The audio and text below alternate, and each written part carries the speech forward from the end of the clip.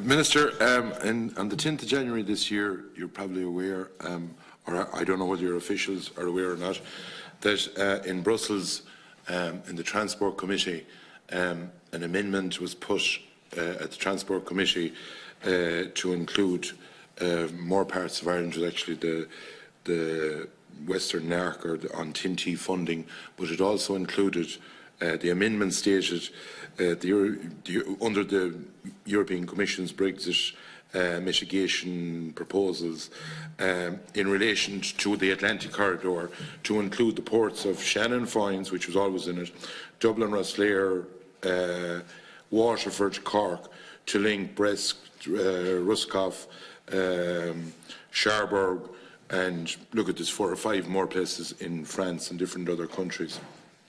You'll be in Brussels, I presume, after that, because it didn't go to a vote, which is unusual. It was fully agreed. It's not going to a vote of MEPs. When you're in Brussels for the, I think it's a trilogue, is it what you call it, when you go over to Brussels in the coming weeks in a meeting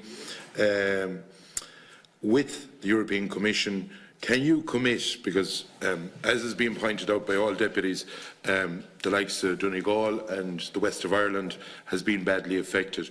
Under this amendment, and I presume you're accepting the amendment for Rosslare and for Waterford and the areas that has been included, this comes under the same as was in 2012 for basically along the Atlantic corridor, the Western Narc. Can you confirm that if this is the case, as which I've pointed out, that when you go to Brussels, that amendment is there? Will you give an undertaking that you will include the rest of the west of Ireland, which has been committed to in the programme for government? And I think that my understanding is that in the last few weeks that you've got a letter or an email or a letter from the AC task force to get that area put into the TNT maps. And could you just make a comment on that or confirm that that area would be put into it? Because what we have to remember, Donegal, be it Monaghan, be it Sligo and those areas along the periphery of the border, Louth is in it at the moment because it would be up from Newry to Dublin. That those areas which will be, if there is a hard Brexit, will be hit ferociously hard, that will be included as was in 2012 and as is now in the programme for government that said it would do it, I think, a couple of years ago. Thank you. If it's an order, Minister, while we're waiting, our 2 senators, if you could start to reply to Deputy Troy, if that's okay. And then we can take Senator O'Mahony and obviously the commitment. Okay, with your permission, I'll refer 10T questions to Mr. Burke because he has an expertise in that which I don't have. I mean, I can talk to him and then talk back to you, but I might refer that. Those ones to him. That'll be Deputy Fitzmaurice and Deputy Troy's questions on 10T. 10T. Deputy Troy asked about the network changes and about updating with the Commission. Would you be able to deal with those ones? And the questions from Deputy Fitzmaurice. Sorry, the Deputy Munster's question and no, I'm just trying to keep just the 2 10T questions. Minister, if I just want to get this right, because I don't want people to be given out about me not being fair to everybody. I think Deputy Troy's questions should be answered first. And if there, 10T is the first question he asked. No, just to make it right. And then we go on then to Deputy Munster if Senator O'Mahony is not here. But I need to bring Senator O'Cady if and when he returns to make his contribution. So I just want to get that right. Yeah. Okay. Apologies. Thank you, Deputies and Chair. In relation to the Connecting Europe facility and 10T, there's 3 elements, I suppose, to what's happening in Brussels at the moment. There's one is a proposal for Brexit that's linked directly to Brexit, which is a realignment of the North Sea Mediterranean corridor, which is a corridor that runs from Ireland into the UK, Benelux, and into France and down to Marseille. And what's been looked at there is, with the UK leaving, how do we realign that corridor so that it will look coherent and will be coherent. And what the Commission have proposed, and we have accepted, is that it should be links in from Dublin Port, Cork Port, and we've asked for Shannon Fines to be included in that as well. That would link into the northern French ports and would link into Belgium and Dutch ports as well. We asked, what we've looked for is for connections into the Zeebrugge, Antwerp, Calais, no, Sherbrooke is on the. Sorry, I'll get you the list, deputies. You can come back to me if you want. No worries. There is on a separate a separate aspect of what's happening is there's the funding for TENS-T from 2021 is being renegotiated at the moment. It's a regulation that's been brought in. As part of that regulation, we have asked that we also be linked into Le Havre, which is on the Atlantic corridor. So it'll be two different corridors that we'll be linked into. And so far the Commission have accepted this. The French are very strong in favour of this as well. So what we'll have under the new regulation, if it goes through, as it is at the moment, is a link into the French ports and on the North Sea Mediterranean corridor and the Dutch and the Belgian ones, and also Le Havre on the Atlantic corridor. We can only connect into ports that are on the core network, and at the moment those are the ports that are on the core network.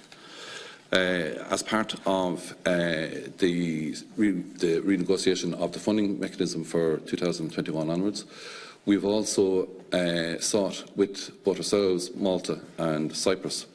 We have looked to change the initial Commission proposal, and the initial Commission proposal was that they would only fund on the comprehensive network cross-border projects, and the rest of the comprehensive network, of which the vast majority is in Ireland.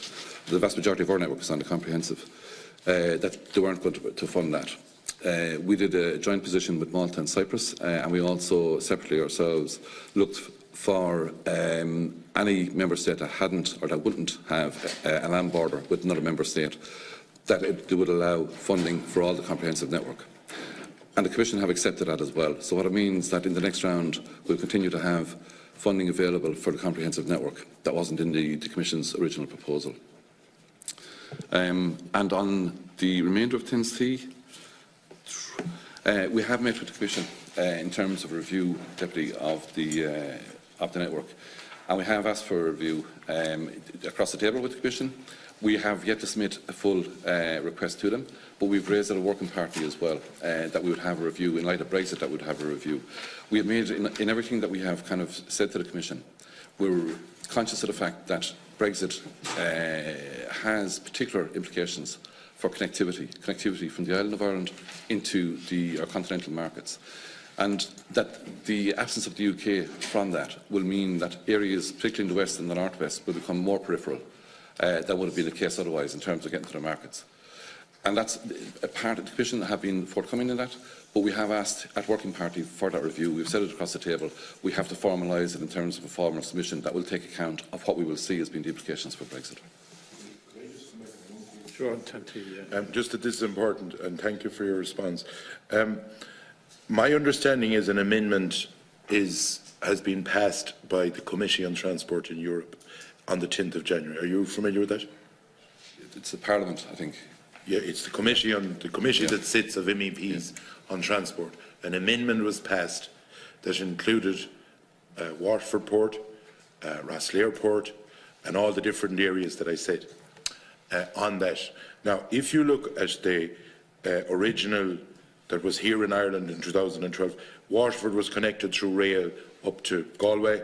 It was connected to Ballina.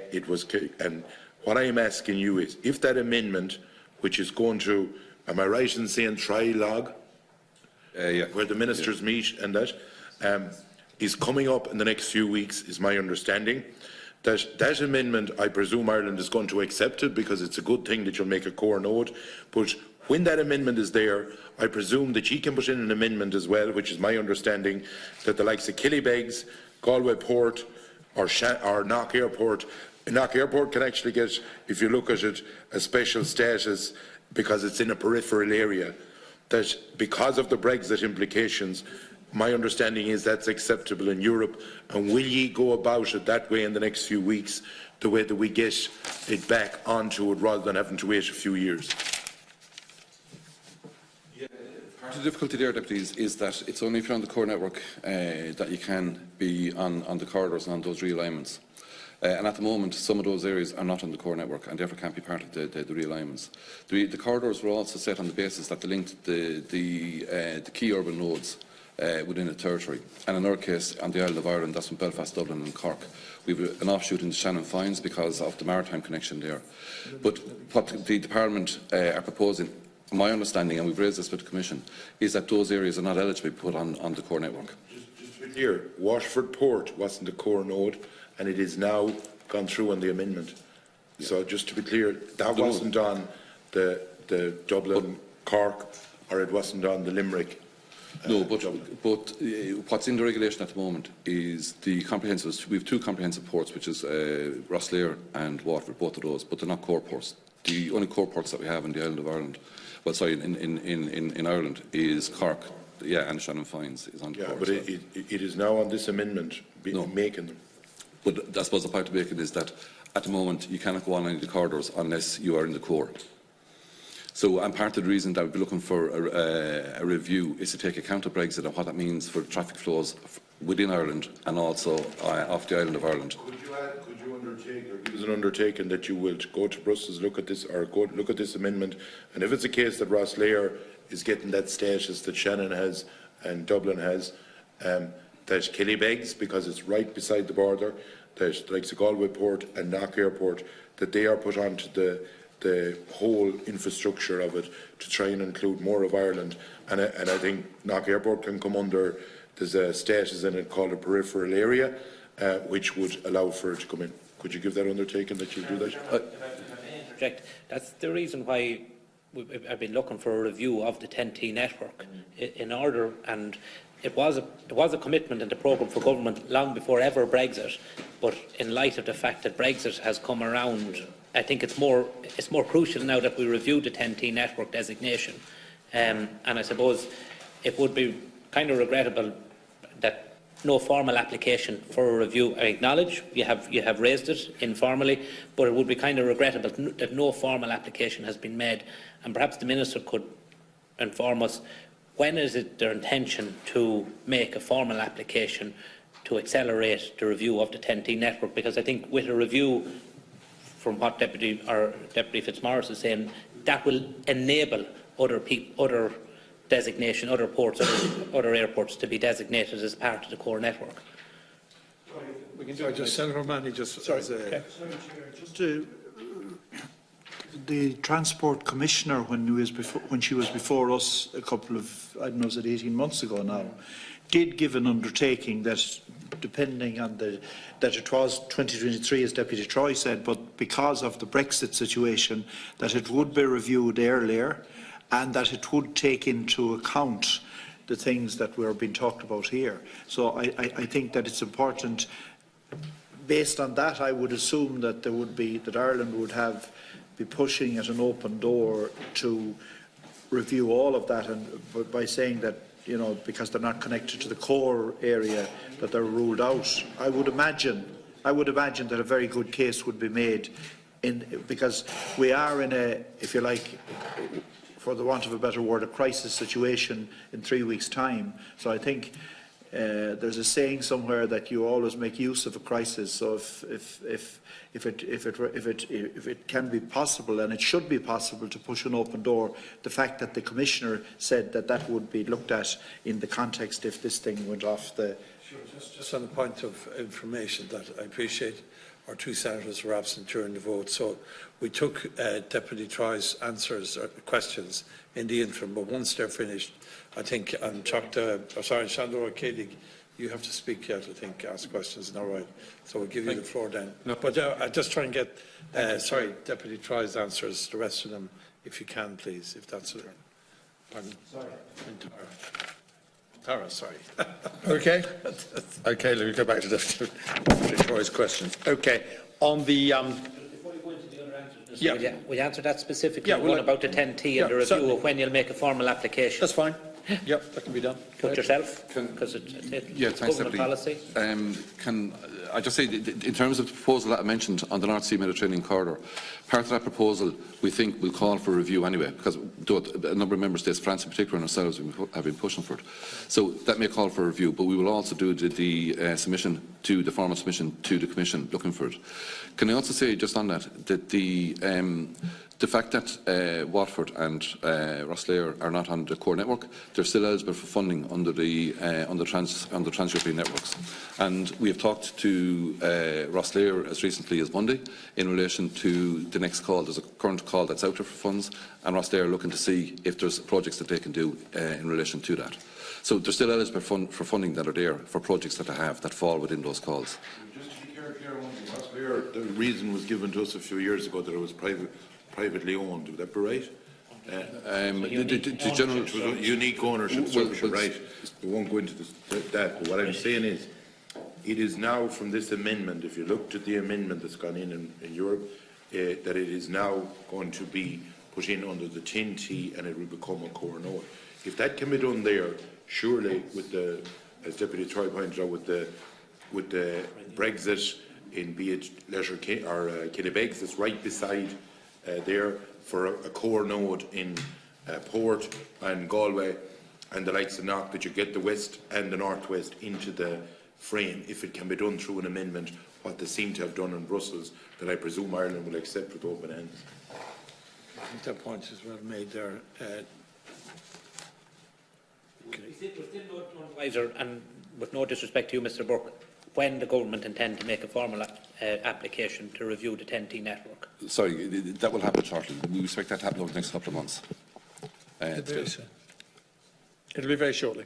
I can give you that assurance.